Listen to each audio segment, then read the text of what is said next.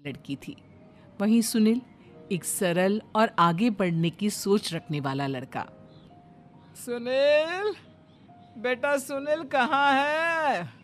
अरे जरा एक गिलास पानी तो दे दो। हाँ माँ, अभी आया। क्या माँ, पानी तेरे सर के पास ही तो रखा है। क्या हो गया है, तबीयत खराब है क्या?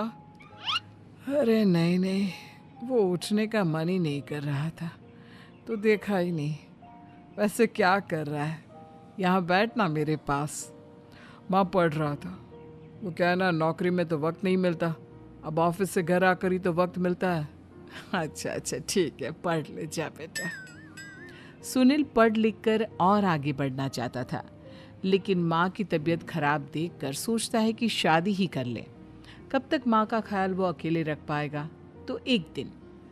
माँ, ये ममता है, मैंने इससे शादी कर ली है। तुम्हारी तबीयत भी ठीक नहीं रहती तो मैंने सोचा शादी कर लेता हूँ। घर संभालने वाली और तुम्हें संभालने वाली कोई आ जाएगी तो अच्छा रहेगा। माँ अचानक से सामने बहू देखकर हैरान रह जाती है। बेटा, ये क्या बात होती है? न बैंड, न बाजा, न दहेज, न शगुन, ऐसा कैसे बहू आ गई? माँ तू तो जानती है, मैं नौकरी के साथ पढ़ाई कर रहा हूँ तो कहाँ से इतना पैसा बचा पाता कि धूमधाम से शादी करता। वैसे भी माँ, लोग तो आकर खाकर निकल जाएंगे, इसलिए बस वैसे ही। माँ जी, मैं आपका ख्याल रखूंगी। वैसे भी ये आगे की पढ़ाई कर रहे हैं, अच्छा कुछ कर गए तो सबके दिन फिर से अच्छे आ जाएंगे। सास को ममता की बात ठीक तो लगती है, लेकिन मन में कहीं ना कहीं लगता है कि कहीं बहू बेटे को लेकर फुर्र ना हो जाए और फिर तो वो रह जाएगी अकेली। बेटा देख, मेरा जो कुछ भी है वो सुनील ही है, और सुनील का भी अब इस दुनिया में मैं ही हूँ और कोई नहीं। क्या सुनील? बिल्कुल माँ, लेकिन आज से ममता भी मेरे जीवन का अहम हिस्सा है, जैसे तू है। सास को बड़ा बुरा लगता है कि उसकी सल्तनत में कोई और हिस्सेदार कैसे हो सकता है। कैसे कोई और उसके 30 साल के बेटे की जिंदगी में अचानक से आकर बराबर का हिस्सेदार बन सकता है। देख बहू, मैं भले थोड़ा बीमार रहती हूँ, लेकिन इसका मतलब यह नहीं कि घर की चीज़ों में मेरा कंट्रोल खत्म हो गया है। मैं आज भी इस घर की रानी हूँ, समझी? बेटा सोचता है कि ये माँ को अचानक से क्या हो गया। कल तक जो माँ कहती थी कि जिंदगी का कोई भरोसा नहीं, वो अचानक से जंग के मैदान की झांसी की रानी कैसे बन गई? माँ क्या हो गया है, सब ठीक है ना? अचानक कैसी बात कर रही हो? ममता का आज पहला दिन है, स्वागत करो उसका। आसपास की आंटियों को बुलाओ, नई दुल्हन की मुंह दिखाए करवाओ। खैर, सास सास होने का फर्ज निभाती है और बाद में एक सहेली के साथ बाहर निकल जाती है। क्यों री, बताया नहीं कि बेटे का ब्याह कर रही हो? वैसे तो सारा दिन हम ही में घुसी रहती हो। अरे मुझे भी तो अभी पता चला, यूं अचानक सर पर लेकर आ गया। कहता है बहू है माँ तुम्हारी। अब इसको भी इतना ही मैं प्यार करता हूँ जितना तुझे करता हूँ। लो जी, ये क्या बात होगी? क्यों इतना प्यार करता है? अरे माँ का प्यार तो ज्यादा होता है। अब उसको तो कोई दूसरा पति मिल सकता है, लेकिन तुम ही बताओ, क्या माँ की ममता किसी और की हो सकती है? ना जी ना, बेटे को समझाओ ये बात। अरे क्या समझाऊं, मुझे तो खुद ही समझ में नहीं आ रहा कि क्या हो रहा है। जो बेटा कल तक माँ माँ करता था, अचानक से बीवी बीवी का राग आलाप रहा है। देखा, उसकी बीवी ना सुंदर और जवान है। सुंदरता के आगे तो एक से एक नहीं टिके, तो तेरा बेटा किस खेत की मूली है? सास को भी समझ में आ जाता है कि बहू की सुंदरता के आगे माँ का प्यार किसी काम का नहीं। उधर बीवी, ए जी, अम्मा जी सहेलियों को छोड़ने गई थी, अभी तक आई नहीं, हम देख आए क्या? अरे रहने दो ना, आ जाएंगी, कहाँ जाएगी, उनकी आदत है। एक बार जाती है तो पूरी पंचायत खत्म करके ही आती है। अच्छा ही है, खाना वाना खा कर गई होगी। छोड़ो ना, घूमेगी तो खाना पचेगा, नहीं तो ऐसे ही खाट पकड़ लेगी। बहू भी शांत हो जाती है। उधर सास सोचती है कि आज थोड़ा देर से ही घर जाती हूँ। जब बेटा परेशान होकर ढूंढेगा तब मजा आएगा। बीवी को खुद ही पता चल जाएगा कि माँ के आगे उसकी दाल नहीं गलेगी। लेकिन वहीं दूसरी ओर घर पर, ए जी, माँ जी अभी भी नहीं आई। हमको तो घबराहट हो रही है कि क्या करें, जाकर पता करे किसी के घर। अच्छा, कहाँ जाओगी ये भी बता दो। पहला दिन है तुम्हारा इस घर में और एक ही दिन में मोहल्ला छानोगी क्या? हाँ, तो आप भी तो नहीं जा रहे हैं ना, हमको फिक्र हो रही है। अरे यार, ये रोज का है अम्मा का, खाओ और सो जाओ। बस फिर क्या था, बेटा बहू खाना खाते हैं और कमरे में सोने चले जाते हैं। उधर जब सास को कोई देखने नहीं आता तो वो हार कर घर आ जाती है, जहां वो देखती है कि सारे घर की लाइट्स बंद है। सास को गुस्सा आता है। बहू, ममता बहू कहाँ हो? लेकिन सारे दिन की थकी बहू को ऐसी नींद आती है जैसे किसी ने भांग की गोली खिला दी हो। वो तो नहीं उठती। उठकर आ जाता है बेटा। क्या बात है अम्मा, काहे चिल्ला रही हो? अरे सो जाओ ना, सुबह की थकी है बहू। वो सो रही है, जोर से बोलोगी तो नींद खुल जाएगी उसकी। माँ को गुस्सा आ जाता है। फिलहाल तो सो जाती है, लेकिन मन ही मन ढेर सारा जहर बहू के लिए भरा होता है। सुबह बहू चाय बना रही होती है कि सास धीरे से गैस तेज कर देती है, जिससे चाय का बर्तन जल जाता है।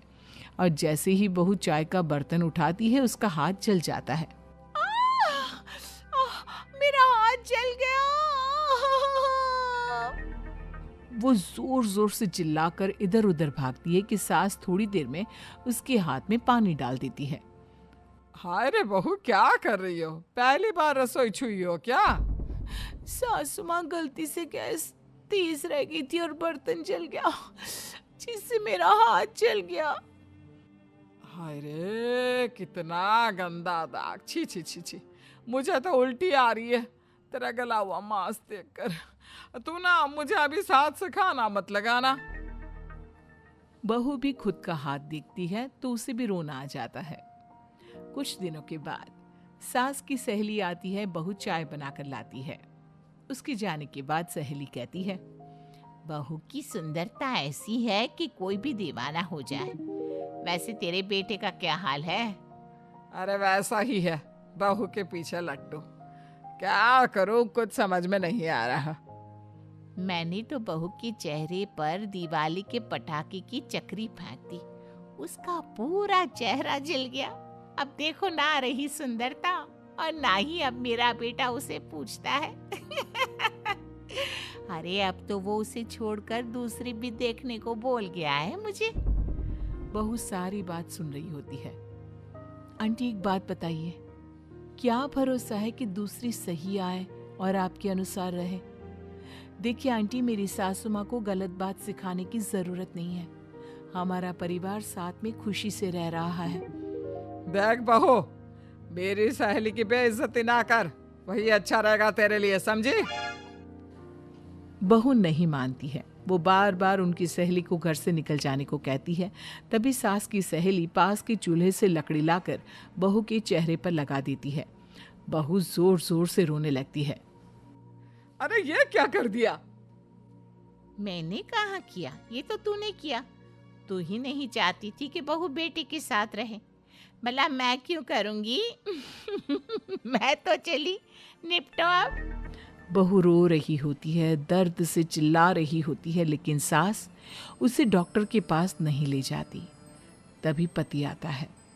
क्या हो गया ममता? ये दाग कैसे लगा? तुम कैसे जली?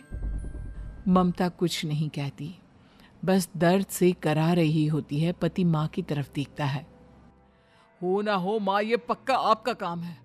आप ही ममता से जला करती थी ना। देखना माँ, अब पुलिस आएगी, केस बनेगा, लेकिन पहले मैं ममता को अस्पताल लेकर जा रहा हूँ। सभी अस्पताल जाते हैं, जहाँ डॉक्टर ममता की सास से कहते हैं, आपने तो नहीं जलाया ना बहू को? अब ममता की सास के तो पसीने छूट रहे होते हैं। वो घबरा कर कहती है, ना ना डॉक्टर साहब, कैसी बात करते हैं? हम क्या जलाएंगे अपनी बहू को? डॉक्टर ममता के पति से पूछते हैं, देखिए, क्योंकि ये ससुराल में जली है तो मामला पुलिस का बनता है, तो आप पहले पुलिस को बुलाइए, तभी इलाज पूरा होगा। सास डर जाती है कि अब तो बच्ची जिंदगी जेल में ही रहना होगा। रहने दीजिए ना, पुलिस को क्यों बुलाना? सारी हंसी खत्म हो जाएगी जब पुलिस के डंडे पड़ेंगे। बहू को जलाना भले ही बहुत आसान हो, लेकिन उसके बाद सारी जिंदगी जेल की हवा खाना। सास डर जाती है। पुलिस आती है। पास लेटी दर्द से करा रही ममता स्टेटमेंट देती है। तो क्या हुआ था, कैसे जली आप? ममता पास खड़ी सास को देखती है।